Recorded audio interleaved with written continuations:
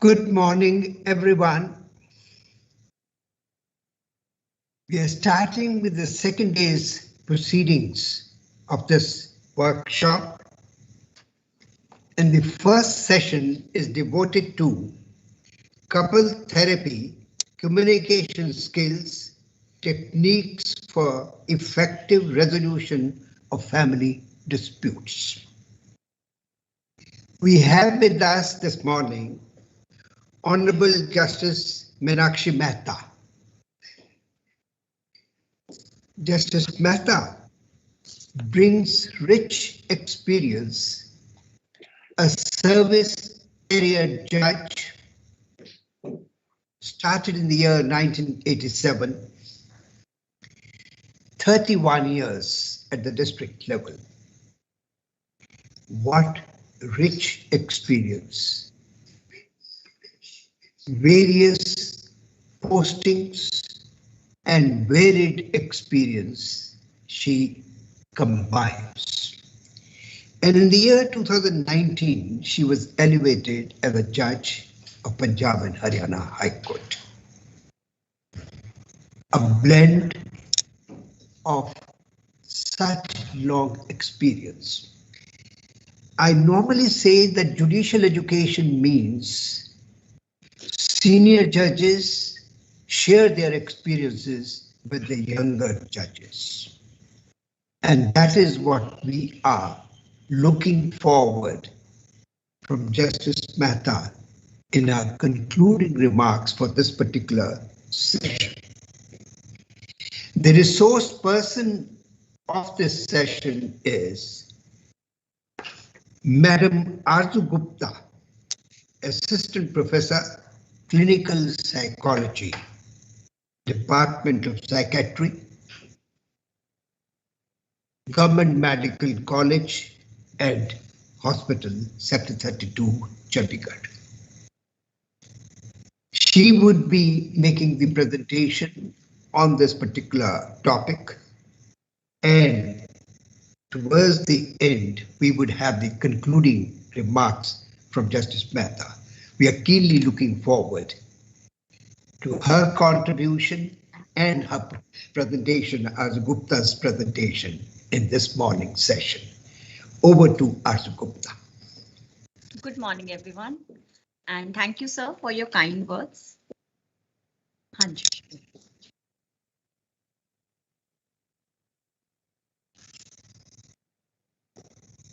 Thank you. So, first of all, I congratulate Chandigarh Judicial Academy to conduct this workshop, and I thank the organizers to give me this opportunity to be part of this program. So, I will be talking about couple therapy, communication skills, and techniques for effective resolution and family dispute. So I, being a clinical psychology professional, so we usually look into, we have a Marital sexual clinic in the Department of Psychiatry, GMCH, and I have been in the department since my recruitment in the hospital since 2012. So how we work through with the couples, and that is the journey I will be sharing. So first, let's understand what is a couple. Couple is a person who's married spouse or common law partner in the family, regardless of having children or not having children. So it also includes couple, could be a married couple, could be live-in partners residing as couples, or even other couples in any other form.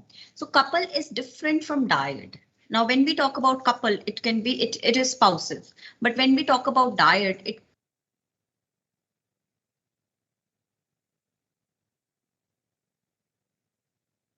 son, daughter, son, daughter-in-law. So dyads is any two person, the pair of two persons where we try to assess the interpersonal communication. So when we see a family, we see couples, and we also identify a lot of dyads in a family. So to begin with, let's understand couple therapy is synonymous with family therapy. So the principles and the techniques that we follow in couple therapy are the same for family therapy. These are synonymously used terms. Couple or family is a system which passes through time. There are many subunits which are organized and independent in their own way. So there could be various subunits when I say mother, daughter, son, siblings. So there could be different units which impact or the interaction of all these subsystems together determines the functioning of a couple or a family overall. So there are a lot of emotional systems, and at least 3 generations are included when we talk about couple or family therapy. Why 3 generations? Because when we see a couple having marital dispute or a family as marital dispute, it's not only between 2 individuals. It is usually, sometimes they are attributing these problems to the previous generation, parents or in-laws. And a lot of times the problems between the couple are attributed to the next generation, which means their children or children's spouses or children's academic issues or relationship issues or sexuality, etc. So now what do we do? As a clinician, first we need to understand is we identify the problem. Now, how do we identify the problem? So when a couple approaches or when a family approaches for the issue, so we try to listen to the perspective. What does the husband say? What does wife say? And if children are adult and, if we think we can include children in interviewing, then we listen children's perspective of mother and father and their issues. And also if needed, other extended or joint family members are included in clinical interview. So once we have gathered this information, then we gather the history of relationship.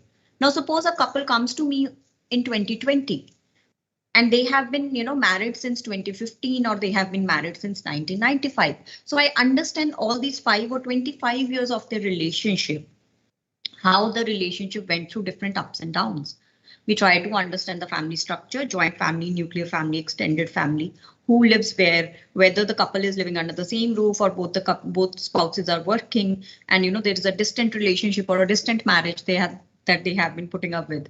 The functioning, how does the function, who takes the decisions, who takes what kind of decisions, financial decisions, and related to other decisions in the family, decisions related to education, decisions related to academics, decisions related to day-to-day household chores. So how is the family functioning? Which member of the family contributes to what kind of role, and where does he stand in the structure, which means hierarchical position in the family? Then we understand the relational patterns. Relational pattern is, suppose the family has 5 members. So what is the relationship of 1 and 2, 1 and 3, 1 and 4, 1 and 5? Similarly, relationship of 2 with 3, 4, 5 respectively. Suppose there is a family of husband, wife and 3 kids. So we understand between the husband, wife, husband with child A, husband with child 2, husband with child 3. Similarly, wife with child A, child 2, child 3. So this helps us to understand the relational patterns, because we see sometimes one child says that I'm more close to mother, another child says I'm more close to father. And also other family members, if they have significant roles, like how is the female getting along with the in-laws, how is the female getting along with her own siblings, her own parents. Similarly, the male, how is he getting along with his siblings and his family and the in-laws family, if we require to look into that as well. Then major events and transitions, because as we all know, any family goes through lots of ups and downs. So if a couple comes to the clinic or for professional help, then obviously, or for that matter, even if a couple approaches you for separation or dispute, so this doesn't happen in a day. There must have been a sequence of events, and they must have traveled this journey together, resolving a lot of conflicts. So we try to understand what were the major transitions in the life of a couple or a family, and how did they react to it? How did they manage all of that? That helps us to understand how they have been addressing and dealing with their problems, or how they have been seeking solutions and making decisions in the past. So why now? If you've been married for 10 years, 15 years, 20 years, you've always been unhappy, or you have always been happy. So what triggered now that you reached the clinic? Or for that matter, what triggered now that the couple approached the legal system for help? So we try to understand what triggered this. So maybe there was a suppression which had been there for years, and it just bursted now. So what led to it? Or maybe there's an extramarital involvement which had been there in the past, or maybe it was never there, but recently something happened that, one spouse got involved out of marriage, or maybe there is a child born, or maybe the child has failed, or maybe the child has disclosed his sexuality, or, which we see now, which earlier in my, at least when I was a student, I've never seen those cases. But sometimes, if the child is an LGBT or lesbian or gay, so he discloses and then how the family splits. Whereas earlier we used to usually see couples where, one child is born with certain disability and the family splits and suddenly, there are teams built within the family. So we need to understand why now, what triggered to the current conflict or situation where they decided to seek help. Now, in this assessment, so far, all these points when we gather, so this helps us to understand where is the family right now in the family life cycle. There is a courtship period,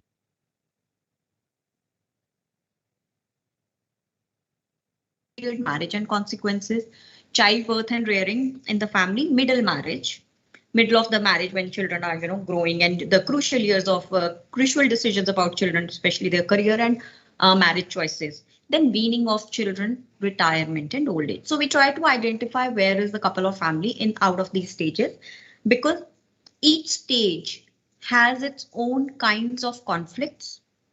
Each stage has its unique problems, and the way we intervene is also will vary depending on the family life cycle stage. So normally we try to identify, now this is the background, now this helps us to conclude whether there are compatibility, intrapersonal issues which are contributing intellectual compatibility. So when I say intellectual compatibility, sometimes in the clinical situation we see that one spouse has an average IQ or a superior IQ, but the other spouse has intellectual disability. Now, the intellectual disability was not disclosed at the time of marriage. So, but 3 months or 6 months of marriage and the disabled spouse or spouse with disability has not been able to take the family roles and responsibilities. So then consequently, marriage leads to a dispute. Now, intellectual compatibility can not only be an issue when one spouse has intellectual disability, but also suppose one person has intellectually very high interests and very varied interests, whereas the other person intellectually is very average, but maybe 90, 92 IQ, but another spouse is of 115 or 120 IQ. Now, beauty is when there is a man with higher intelligence, the marriage succeeds. But in certain couples, when woman has a higher intelligence and man has a 92 IQ, then there are more conflicts. So we try to understand the intellectual compatibility. Next is personality compatibility. We all, very commonly talk about unka nature alag hai, unka nature same hai. So when we talk about personality compatibility, we don't only try to understand the personality traits. One person is an introvert, another is an extrovert. So what happens now? Introvert person wants the weekends to be spent at home. Extrovert person wants, friends and family to be invited or visiting people on the weekends. So these things can also sometimes create a conflict between the couple. Now, beyond personality traits, we also sometimes find there is a personality disorder in one spouse, or two spouses are on different extremes of personality type. I'm not using the word trait. So there is a trait, there is a type, and then there is a disorder. It's on a continuum. So personality trait, personality type, and if there is a personality disorder. Now, if one spouse has a personality disorder, it could be, I'm sure, the clients coming to you, people use this term, narcissistic partner, toxic partner, abusive partner. So usually when there is so much of toxicity or abuse, it is usually there is some underlying personality disorder, not the type or trait. Personality disorder, which is a clinical condition and which requires long-term intervention of 2 to 3 years of treatment. Now, the couple may be willing to invest that much, or maybe a spouse is not willing to invest that much to make the marriage work and decides to part the way and file for separation. So I, as a clinician, I will never give them a choice. My job is only to facilitate the process. If he says, yes, I want to make the marriage work, we start that journey. If he says, I want to, I don't want to continue, then I say that, okay, legal aspect is not my domain, but how they go through it, sometimes, people go through grief, people go through a lot of vacuum. So we work on those issues. So we try to understand the personality compatibility where a formal assessment is carried out. And identified spouse with a personality disorders is advised and may undergo long-term intervention. Psychopathology. Now, it's very well known to all of us that in Indian culture, even if one spouse, one person has any illness or any kind of limitation, it is usually hidden. And, in especially arranged marriages, it's portrayed that, okay, the individual is very, it's like perfect picture is drawn and portrayed. So psychopathology sometimes may manifest and be disclosed after marriage. Psychopathology can be anything. It can be, maybe one person has history of depression, or patient has, an individual has a history of obsessive compulsive disorder, or the person has anxiety issues, or the person even has had schizophrenia or psychotic episodes or bipolar or manic episodes, but that was never disclosed to the other family or while the alliance or the marriage was being arranged. So now this psychopathology, after gradually, obviously, then sometimes people stop taking medicine. Ke abhi shaadi hui hai, to 6 months it's good not to take medicine. Now what happens? It's like a vicious cycle. When you don't take medicines, the symptoms start surfacing and values and goals. Values and goals, we all have, very unique values and goals. So sometimes we see couples where the husband has seen that, okay, my father used to cook for my mother. So even I have to cook for my wife. Sometimes the girls, they see, okay, every Sunday, Papa used to cook meal for all of us. So they expect that, okay, my husband, I expect my definition of a good husband is somebody who cooks meals on Sunday for the family. Now, if he could be doing 10 other good things, but because my idea of a good husband was my father cooked meal on Sunday, so my husband should cook meal on Sunday. That is what defines him a good husband. So they tend to sometimes discount all the 10 things because the basic idea has been conflicted of a good husband or of a definition of a good wife. So that's why when we see couples, we always try to understand the marital relationship of the parents of the spouse. So if a boy and girl, if a husband wife come, I try to understand the relationship that husband witnessed between his parents and the wife witnessed between his parents or even siblings, the couple siblings. Because all of us as humans, the first marriage that we witness is between our parents. So our idea about what marriage is, it definitely comes from our parents because that is what we witness all our lives. Or other significant other people living in joint family, chacha, chachi, taya, tai, yeah, somebody is, there is a huge gap, there's a generation gap, there is 5 years older siblings. So the sister got married and how sister and brother-in-law get along, or brother got married, brother and sister-in-law. So those are the marriages which people normally witness in our families. So we try to understand how are those marriages and what are the perceptions of marriage of the individual. So values and goals could also be, suppose a woman has plans to have a career, but that was never communicated to the couple. Or they said, acha, job karna hai, kar lena, koi baat nahi. But sometimes you don't realize, ki, okay, if somebody is doing a job, then there also comes a roles and responsibility you have to play with the job. Suppose there's a teacher, or suppose there is, the teacher will have to prepare the lecture. Being teacher doesn't mean that you will just simply go to school, deliver the lecture and come back. Being teacher also means that as a person, I have to sit for 2-3 hours or 1 hour and prepare lecture. Even if somebody is taking tuition, so there will be children coming to your home from 4 to 6 and she will be diverting her time. Now 4 to 6, she cannot serve evening tea to the family or to the husband.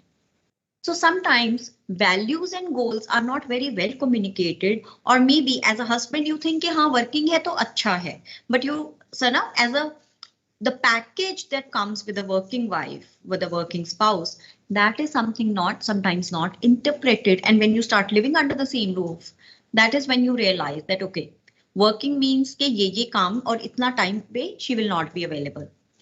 Or sometimes you expect that you will be doing both the roles, which sometimes women are not able to cope, then that also brings to the conflict. Similarly, it is the other way now.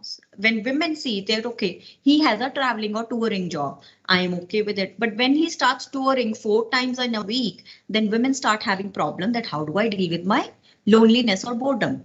So this is something they thought it's a touring job. He's well placed and, a very good alliance, they say yes, but they didn't understand that maybe the husband is on tour, maybe he's not able to take the wife along, and she will have to live alone for so many days in a week, and she'll have to learn to cope up with that environment or be with the in-laws without the husband. So values and goals are sometimes not clarified to each other when a couple gets into marriage, and that also generates conflict. So this is intrapersonal, matlab factors within me, my intelligence, my personality, my psychopathology, my values and goal clashing with the intelligence, personality, psychopathology and value goals of my spouse.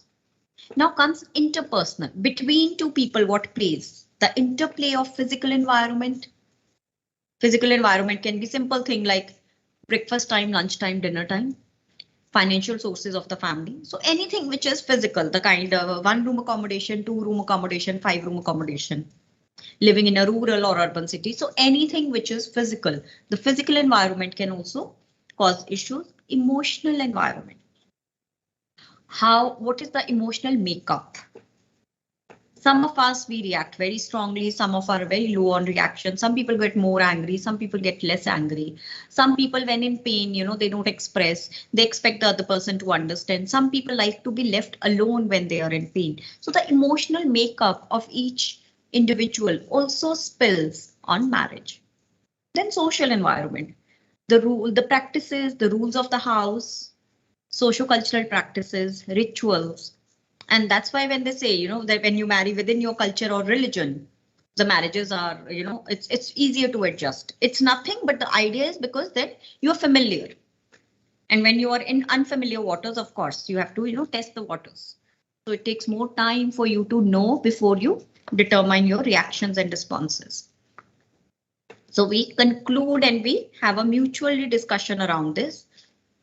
Now, how to address? By now, we have addressed the problem, we have identified, we know, okay, what is it that is bothering and what should be the goals. Now, how to address the problem? So what do we do? Ultimate goal is marital or family harmony, but how do we achieve it? Two things which are very important is perspective taking. Perspective taking is I say, okay, this Sunday I want to go for an adventure sport.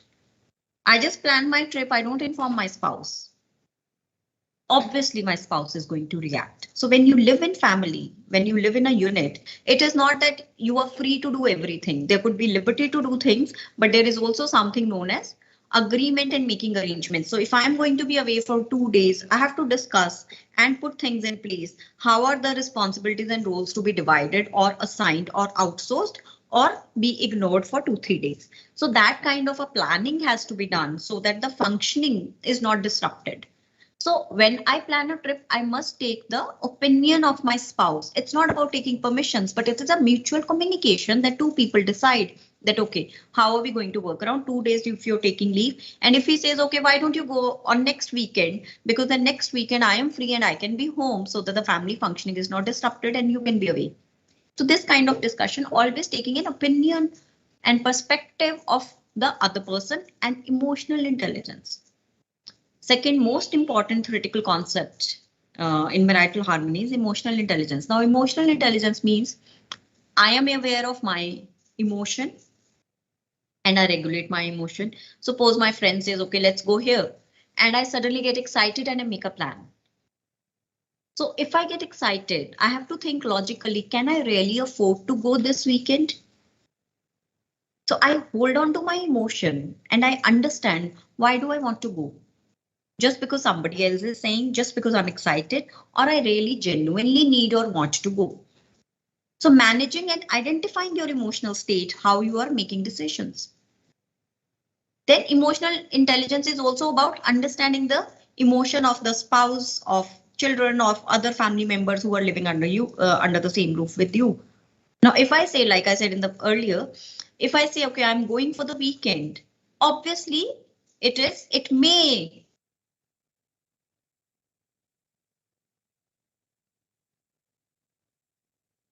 That's what I planned. These are the 10 things which need to be taken care. These 3 can be outsourced. This can be done this way. So having a discussion and planning that definitely makes the other person feel that you did not just randomly made a plan, but try to consider other people also participate in certain decisions. So we work around this when a couple comes. We teach perspective taking, because normally what happens in perspective taking is what I say and think is the ultimate thing. So sometimes couples stop participating, stop seeing the need of the spouse, the need of other family members. That is when the conflicts rise. Now, how do we both these combination? What do? They enhance the communication between a couple. They enhance negotiation skills between the couple, which automatically enhances their interpersonal relationship and finally leading to marital and family harmony. How we do this? So let's understand what is communication. Communication is basically, I want to tell you something, how I communicate that. Now there are interpersonal and intrapersonal processing skills. Now these inter and intrapersonal processing skills are also part of all of this. Intrapersonal, the way I talk, it will depend on my intelligence. The way I present my point will also be affected by my personality, psychopathology, and the way I have been taught how to, my values and goals. And also other factors, like, especially when we see couple living in a joint family or even in a nuclear family having children. So the physical environment, emotional environment, suppose the child falls sick, that okay, mama or papa cannot go. So now what happens? The dynamics between the couple will change. So the husband or the wife is okay if the spouse is going, but the child has fallen sick or the child is not willing to let the parent go. Social environment means other social responsibilities. There's a family wedding or there is something else, one of the spouse has to go for a conference out of station. Now there is a family function. So how do you, sometimes the couple is totally fine with it, but the social obligations and people feel that, okay, why couldn't you, stop her? The marriage would have been more important. Why did you let him go? So different people or different social rituals can also sometimes induce different situations and can be part of communication, which sometimes is not realized. So basically communication is a social process through collaboration and cooperation in all domains. Now let's understand the communication loop. There is a sender. I want to say something to the audience. Like right now, I am saying something, communicating to the receiver, which is audience. So my characteristics and resources, my professional resources, my intellectual resources, my access to internet, my access to laptop, my access to headphones, all of this, the resources could be human resources. The resources could be also physical, economical, or other resources. My characteristics will impact. Some of us are very average presenters, some are above average presenters, some are low average. So your knowledge base, your skills, everything contributes to the sender. Message. What is the message? Whatever the content and the topics that I'm delivering. Medium. Now, what could be the medium? Medium could be face to face. We all sitting in a hall and, I'm talking to you. We could have interaction. It could also be online, like how we are having now. It could be through a video conference. It could be through email, telephone, whatever, Zoom, Go Meeting, Google Meet, etc. So what is the platform that you choose? Now, medium is usually puts our communication into either verbal or non-verbal. Verbal is whatever words I'm saying, and non-verbal is my gesture, my facial expressions, movement of my hands, my body, etc. So receiver, now whatever I say, the interpretation, that's why they say na, interpretation is in your head. We all see what we have in our head. So whatever I speak, the interpretation will also rely on your resources and your characteristics. Suppose in a family, mother criticizes both children equally, but one child is okay with the criticism when mother says कि TV बंद करो पढ़ने का time हो गया, but the other child says कि आप हमेशा control करते हो. क्यों? Because that's his interpretation in his own head, the assumptions that he's carrying, the past experiences that he's carrying, the image that he has made, कि okay, I should not be criticized. So person's own characteristics and resources also determine how you interpret the message. And then there is always a feedback loop. When I say कि TV बंद करो, एक बच्चा उठ के अपना पढ़ाई करने चला जाता है, दूसरा बच्चा मुझे बोलता है you always control, and then I explain to the child, no beta, it's not about controlling. You have exams in the next week, and it's not that I'm only telling you, I'm telling both of you. So this is very important, explaining that why I'm saying what I'm saying. especially when it comes to human relations. That helps us to hold on to our relationship safely, because this minimizes the communication gap. A very quick demonstration I can give here. Suppose if I say, suppose there's a person, we don't have, otherwise we could have used that. मुझे ये पकड़ाना. अब सामने वाला पूछता है क्या? यार ये पकड़ाना जो इधर पड़ा है. और I clearly say मुझे मेरा प्लीज वहां से ना ये 2 फोन है, रेड वाला फोन पकड़ा दो. No, there was a communication gap in my first sentence when I say मुझे ये पकड़ाना. I leave it to the other person to assume and interpret के मैं क्या मांग रही हूँ. There's a lot of communication gap. When I say मुझे ये रेड 2 फोन पड़े ना, वो रेड वाला राइट साइड वाला मेरा पकड़ाना. Now I'm very clear with my communication. So the way I frame the sentence also determines the communication gap. और जितना communication gap ज्यादा होगा, रिश्ते उतने खराब होते हैं. Similarly, sometimes I can fill the communication gap. Sometimes even the receiver can fill the communication gap. Suppose I say मुझे ये पकड़ाना. सामने वाला कहेगा अच्छा फोन के बॉटल, पानी की बॉटल. There, I said मुझे ये पकड़ाना, पर सुनने वाले ने कहा क्या? फोन के bottle. So the receiver filled the communication gap, and there was a lot of communication gap in my sentence.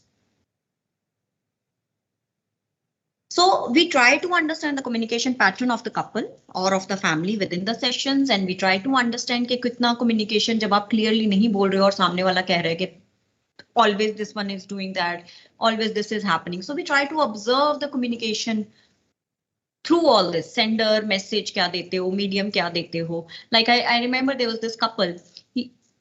So what they did कि जी मैं तो घर पे शाम को जल्दी आने लग गया. मैंने तो बोला नहीं था. The wife said कि मैं तो शाम को वॉक पे जाती थी, अब अगर ये जल्दी आ जाते मेरी वॉक कैंसिल हो गई. The husband changed his routine to be with the wife. अब यहाँ communication gap क्या है? At least tell the wife कि I'm planning that we should spend time and have tea together. So that is the communication gap where they both could have decided कि नहीं मेरी walk है जो 5 to 6 होती है तो ठीक है मैं 4:30 to 5:30 वॉक कर लूंगी and 5:30 से 6 हम चाय पी लेंगे. So this kind of communication gap, which is very common in any interpersonal relationship, it's not only between husband wife. That's why I use the word dyads. It can be between any 2 persons in the family, which will have a spilling on the entire family unit or on the couple. So we identify the channels, how they say, what they say, verbal, non-verbal communication. Sometimes they say, no, I care. But the way you express your care, it doesn't match with your verbal or non-verbal communication. मान लो आप gift लाए हो, ये मैंने gift रखा है या आपने टेबल पे सिंपली जाके रख दिया. अब non-verbally आप गिफ्ट तो ले आए बट verbalize तो किया नहीं. Taking the gift to the person and telling that I got you this because I know you like it. So adding these 3 statements verbally adds weightage to the gift that you got for your spouse. Or verbally you said, oh, I got this lovely gift for you. और आपने bed पे रखा और चले गए. Now again, non-verbally you could just open and show it to her or him. Then styles, formal and informal. Now we all think formal is only when we come to work and things. No, formal or informal is a couple may use any language and any kind of communication between them within the bedroom, and what kind of communication and language and vocabulary they use outside the bedroom. Similarly, जैसे हम बच्चों को कहते हैं ना कि अच्छा घर में तो ये कर लो, जब गेस्ट आ रहे हैं तो उनके सामने बिहेव करना. जब हम किसी के घर जा रहे हैं तो हम बच्चों को बोलते हैं कि वहां तमीज से बात करना. It's the same thing which even applies to all of us as adults. We can all do anything within the boundaries, but when we step out of the house boundaries or home boundaries, or when a couple is in front of the in-laws, when the couple is in front of the parents, when the couple is in front of the relatives, or in any other social setting, the communication has to vary and change. You cannot have the same communication what you have in your bedroom. So what it requires. Now, when we try to understand the communication patterns, what is most important? Sensory ability. अगर किसी में सुनने और बोलने की क्षमता नहीं है तो communication का channel और medium everything will change. Cognitive capacity. सामने वाला जो बोल रहा है, do you comprehend? Does the other person comprehend? Especially when we talk about inter-religion or inter-caste marriages, sometimes this happens. The rituals, the social ritual or practice First of all, there may not be a sensory ability in one spouse to practice that. Even if you learn to practice, then the interpretation, how you perceive or how you interpret that particular social ritual or social practice may be very different from your own culture. And then responding ability, how you respond. Now, in beginning, if two people of different religions or different castes have decided to come together, then definitely there has to be a responding ability to either adopt each other's culture or letting each other be in their own culture without interfering or expecting the other person to adopt your culture. But that communication has to be done verbally to avoid any conflicts and communication gap. And sometimes the couples are ready to adopt, but the way they are, the efforts or the behaviors that they are following sometimes don't sync well. That means there is a gap in verbal and non-verbal language, or there is a gap in intent and action. So now when we work on the teaching the communication skills, we give small exercises. We teach them listening exercises where they have to spend time together and just listen. So we give them observation. There's a model of observation with 4 steps. So we teach them about what you observe. For example, there's a doorbell and your spouse walks in with 5 packets. तुमने देखा है, observe कर लिया, but तुम्हें पता है कि if I take these 2 packets, I can help my spouse. Simple thing like that. Questioning yourself, I should have helped her. मुझे पकड़ना चाहिए पैकेट के नहीं, when I can see कि the other person is holding 10 packets. Analyzing immediately and evaluating, okay, कौन से वाले 2 पकड़ने, अब मान लो आपने 2 वो पकड़े कि जिससे अगला गिर गया. So of course, in a way your intention was to help, you helped also, but it led to a conflict. So evaluating which 2 packets finally I should hold that I genuinely end up helping the other person, and then speaking and gesturing. Finally. Now, interpersonal skills also we've spent, like I said, that, we work on these 2 theoretical concepts, perspective taking and emotional intelligence. We use 2 of these concepts to teach interpersonal skills, knowing what you want. When a friend calls me, okay, let's go for an adventure sport, I ask myself, do I want to go? Why am I going? So identifying what you want, asking that why I need it. No, I went last month. So do you think I need another break this month? Then negotiating the conflicting bonds. Suppose my husband also has a conference. I also have a family trip. Now, how do we decide? We all know conferences cannot be changed. So who decides? The other person. Similarly, maybe, one person is an introvert, one is extrovert. So it doesn't mean that incompatibles don't stay together. It is about your negotiation skills, how we manage to put up with each other. Suppose one is an introvert who likes to be spending weekends at home. The other person is an extrovert, likes to be spending weekends outside. So what do? So in therapy, what we do, I tell them, okay, 1 weekend you take, 2 weekends according to husband, 2 weekends according to wife, or maybe 1 weekend according to husband, 1 weekend according to wife, 1 weekend according to children, and etc. So we negotiate. Okay, at least each of you get 1 weekend of your choice. So when there is a time to be inside home, the other spouse also stays home. When there is a time for adventure outing, the spouse who's an introvert steps out with the partner, or you do your independent activities. Sometimes we practice independent activities. Sometimes we also give couples joint activities to enhance their bonding and tolerance and adjustment with each other.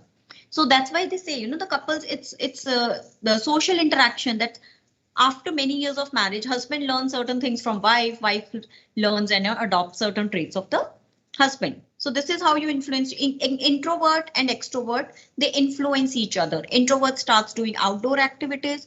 Outdoor or extrovert person starts doing some of the indoor activities or behaviors or practices or hobbies. Getting information. Okay, you have a plan. Why is your plan important? No, I have this crucial meeting, so I have to leave the station. I have to be out of station. So, okay, I only had planned lunch with friends, but suppose now the friends are local and they keep meeting, then you can negotiate. But it's a very crucial interview, or if it's a job promotion, or it's something like that, then it is very natural. The one who has a social gathering will have to compromise or surrender or give up. So trying to understand, it's not about I getting what I want or you getting what you want. It is about priority.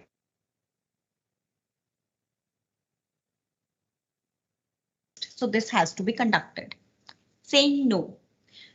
Very, very important. Suppose a lot of times, especially in my clinic, what I see is a lot of women, because the way they are trained to sacrifice and to give up for the family life. So they keep saying, नहीं मैं शादी से पहले बहुत कुछ करती थी, ये भी करती थी, वो भी करती थी, शादी के बाद छूट गया, उलझ गया. And then what they do, they blame it everything on the husband.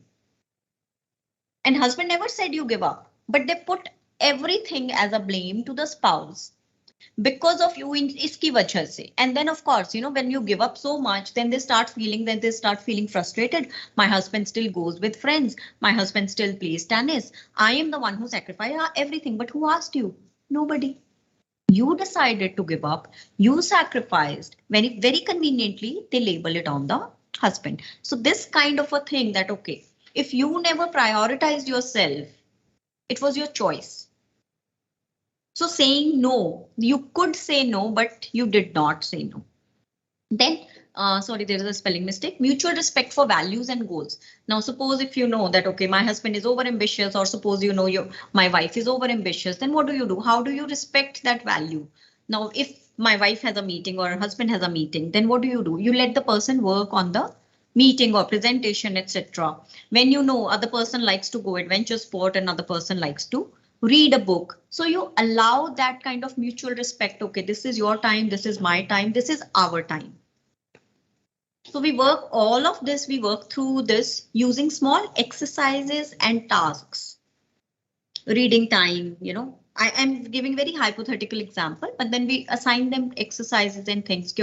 Weekend par aap ye karenge, Sundays ko aap ye karoge. Even for that matter, sometimes couples don't have time for sexual activity. So we tell them that, okay, Saturdays when you both are not working, when next day is an off, then you can indulge into sexual activity. So we work around all of this. Now, basically, negotiation is all about husband is on 1, wife is on 10. Now, if husband moves 9 steps towards wife, it is unfair. Similarly, if her wife moves 9 steps towards her husband, even that is unfair. Unfair, when I say, I'm not saying it emotionally, but what will happen? The husband will start feeling, I changed myself. She did not change. I am the one who made the marriage work. Similarly, the wife will feel कि मैं तो बदल गई, उसमें तो कोई बदलाव नहीं आया, उसने कोशिश नहीं की to make the relationship work. So what we do is negotiate. You take 3 steps, she take 3 steps, and you find a midway, you find a negotiate. Similarly, कि मुझे तो जी संडे को एडवेंचर स्पोर्ट पे जाना होता है, but आप हर Sunday adventure sport पे नहीं जा सकते हो. Because you have other people living under the same roof with you, and you do have a responsibility towards them, which you can't deny. Similarly, wife says, मुझे तो अकेले रहना, introvert हूँ, I don't like to party all the time. But then you have to start socializing because your spouse likes it, and there are other people and roles and responsibilities that you have to fulfill. So you both find a midway that, okay, you don't go every Sunday for an adventure sport, but maybe once in 1 month, once in 3 months, or, something like that. Similarly, you tell the wife, okay, you can't invite people or have every weekend people over, but you have to have 1 weekend or 2 weekends to yourself, but 2 weekends you have to socialize and stuff like that. So that is what we call negotiate, where husband also gets what he wants, wife also gets what he wants. And when as an individual, my needs are met as a person, I'm happier. When I'm happier, I contribute to the relationship, and the entire family environment or the home environment is happier and pleasant. But when I keep sacrificing, which so-called is called sacrificing, it only builds frustration, and then people burst. Usually the techniques we use is joining and accommodating. Accommodating, like I said, कि we determine कि okay, ये वाला Sunday आपका है, अगला Sunday husband का है, ये Sunday wife का है. Enactment. So then sometimes we help them to start talking. बोलते हैं जी बात नहीं करता. So we make them small role plays. कि आप ये करोगे, आप ये घर पर जाके 5 या 15 मिनट चाय के लिए इकट्ठे बैठेंगे और उसमें पूछोगे कि तुम्हारा दिन कैसा गया. दूसरा भी पूछेगा तुम्हारा दिन कैसा गया. So to start communicating and understanding and empathizing with each other. Structural mapping. Especially in working couples, sometimes we have to do structural mapping कि ये वाला काम ये करेगा, ये वाला ये करेगा. So like I had this couple, they said कि kitchen में जब मैं काम करती हूँ, he comes, I don't like it. So we draw that boundary कि when she is in the kitchen आप नहीं जाओगे. Or when he is doing this कपड़े धोने का काम, then you will not go. So structural mapping, we try to understand जो उनके common conflict areas हैं, we try to delineate that. Highlighting and modifying interactions. So what we जो ये communication वाला loop है, we use this here actually, highlighting and communication, modifying. मुझे चाहिए, suppose like I said कि मुझे वो देना. अब जब आप वो देना कहोगे तो automatically अपनी assumption है सामने वाले की, पर अगर आप बोलोगे कि मुझे रेड बॉटल देना तो आप कम्युनिकेशन गैप कम कर रहे हो. This is a very very concrete example, but of course it is not that simple. So we usually give them a record to maintain. Husband ने क्या कहा, आपने कैसे रिएक्ट किया, तो फिर हम एक ऐसा ही दूसरे को देते हैं, वाइफ ने क्या कहा, आपने कैसे रिएक्ट किया. So this kind of a record helps us to understand who is hurting and what kind of words are you using. So we change the communication pattern, what message you want to give. मतलब आप दिखाना तो concern चाह रहे थे मगर आपने चिल्लाकर बोला. अब अगर चिल्ला के कंसर्न बोल रहे हो तो वो पॉजिटिव इमोशन तो नहीं दिखेगा, मगर आपका जो एंगर है उसको दिखा, उसने सिर्फ आपके नेगेटिव इमोशन को इंटरप्रेट किया. Boundary making in relationship, realigning your goals with the husband and wife. We realign, and sometimes even children, because a lot of times we see couples who are having conflicts because of the children or because of in-laws and parental figures around. So we realign and make boundary for mother, father, child, children, their roles, and husband and wife. Challenging unproductive assumptions. मुझे लगा तुमने ऐसा कहा. अब वो मुझे लगा को जो assumptions हैं, which is in your head, we make it very concrete, verbalized communication, put in the words, so that the communication gap is minimized.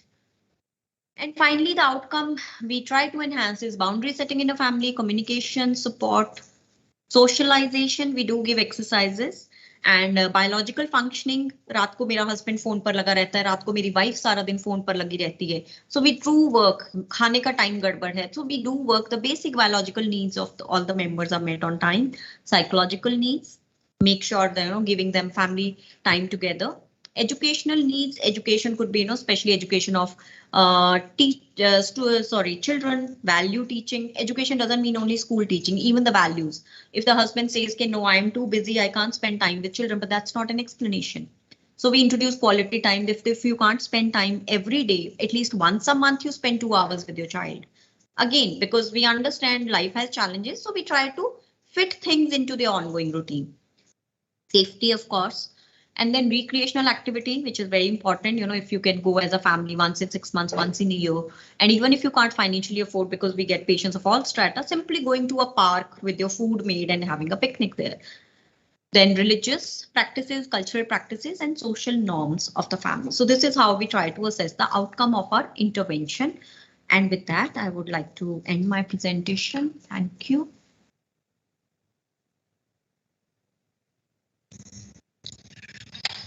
Thank you so much, Aarzu Gupta. Thank you, sir. It was like an open heart surgery being performed on couple therapy in communication skills as such.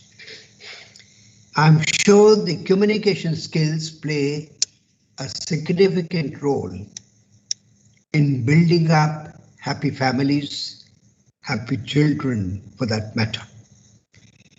It is time for us to hear Honorable Justice Meenakshi Mehta. She has been throughout this particular session with us, and we are keenly looking forward to her observations in regard to particularly this session. May I request Justice Mehta to kindly share her thoughts on this particular important topic. Justice Mehta. Thank you, Dr. Gupta. And once again, thanks for making me a part of this event. I must appreciate that Ms. Aarzu spoke so well. She elaborately discussed all the aspects and intricacies regarding the family disputes and the way these can be sorted out with the help of a counselor, and how they actually work when they are on the job of trying to resolve the things between two erring people who share emotional as well as social and legal bonds also. Family dispute, as the term itself suggests, it's a dispute unfortunately arisen between two or more people, mainly the parties to the matrimonial alliance, although other affairs are also attached to the same. But it is very unfortunate situation where two people who are so closely related to each other, somehow due to some misunderstanding or ego clash or maybe whatever any other factor, they are on the path of falling apart. So in earlier times, when there was joint family system prevalent, the elders in the family, they used to take the task of counseling the conflicting persons to arrive at some amicable settlement and to persuade them to live peacefully and coexist peacefully in the entire family. But since the nuclear family system is in vogue these days due to certain kind of changes in the times and the lifestyles, so nuclear families suffer on this count in the way that when there are conflicts or differences of opinion between the two members to the matrimony, none is there to tell them who went wrong where and how one can correct or rectify the error also. So it's not a guarantee that if someone is very well educated or very intelligent, then the person is never going to have any conflict in the family or especially in the marriage bond.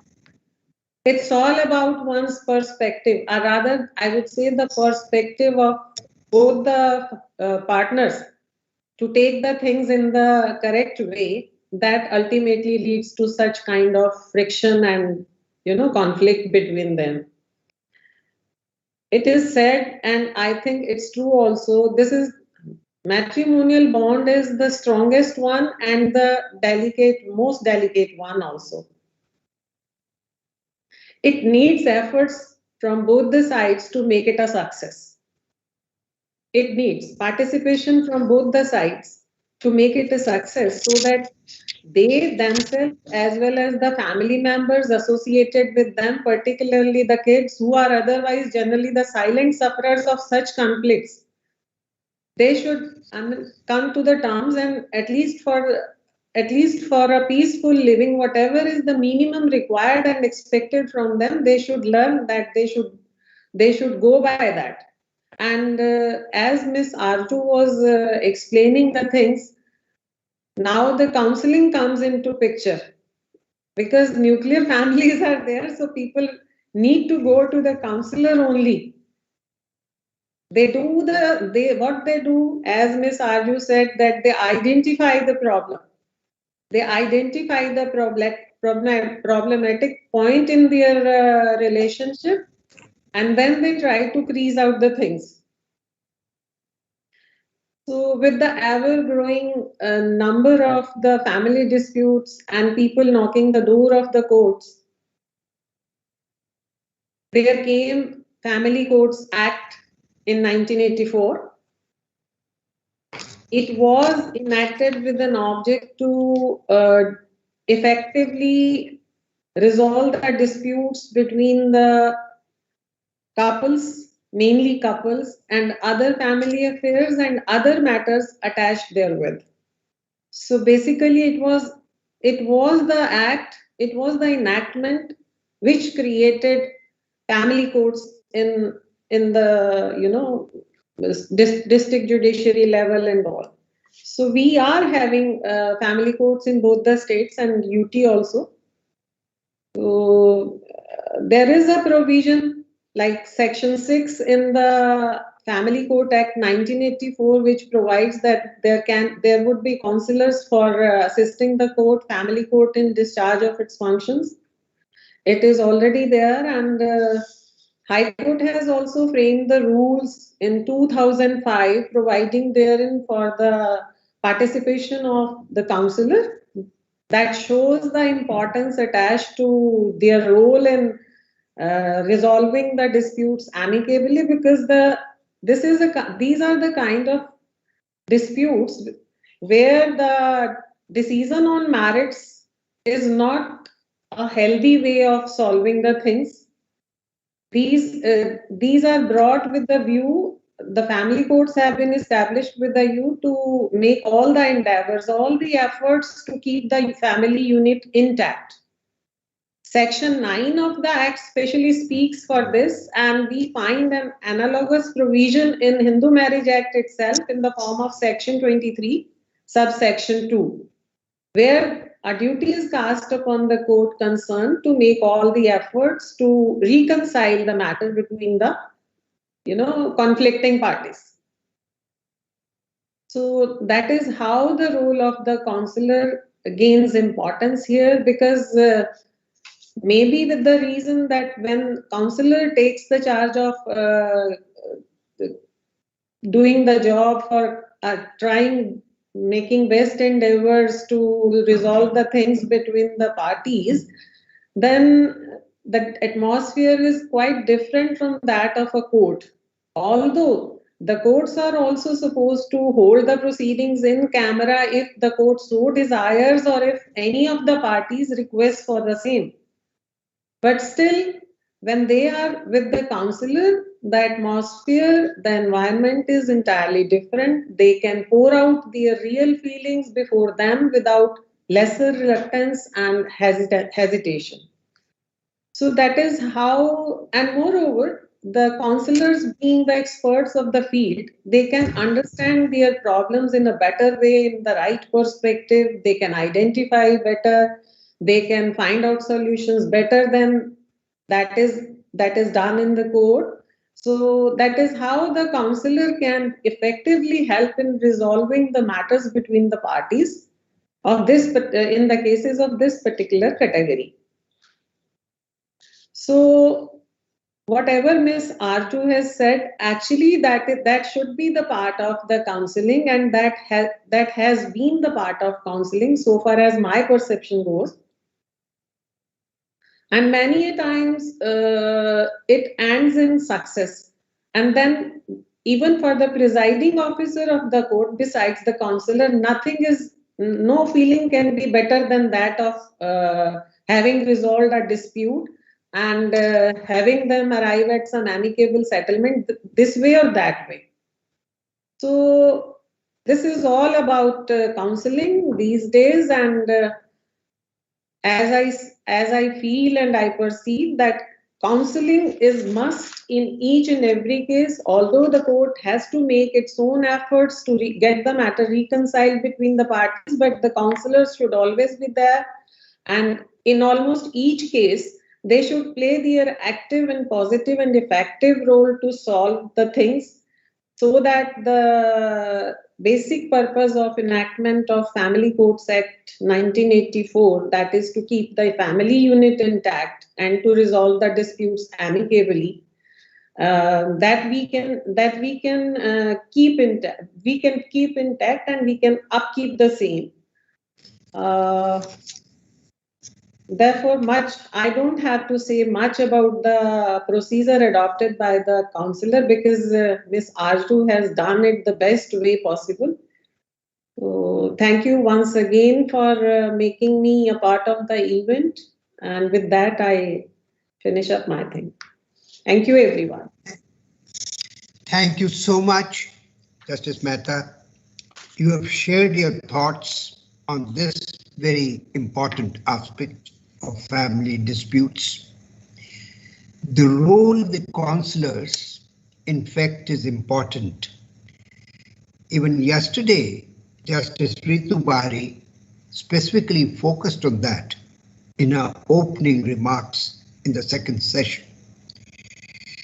You know, the counselors can play a good, significant role, but ultimately the couples have to realize their own responsibility as such. You know, the both sides must understand each other. Counselors can play a role in bringing that understanding between the two for that matter. The lack of communication focused by Aarzu Gupta also, basically give and take, accommodation plays a significant role in building up happy couples, happy families for that matter. And therefore, each one has to understand and play the role. With this, we would conclude this particular session.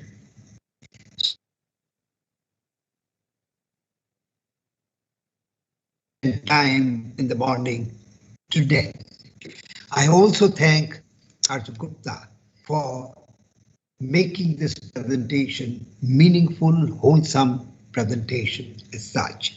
So very kind of you. I would request the judicial officers participating in this workshop to fill up the feedback forms so that we can have your feedback in this particular context of the workshop. Thank you so much.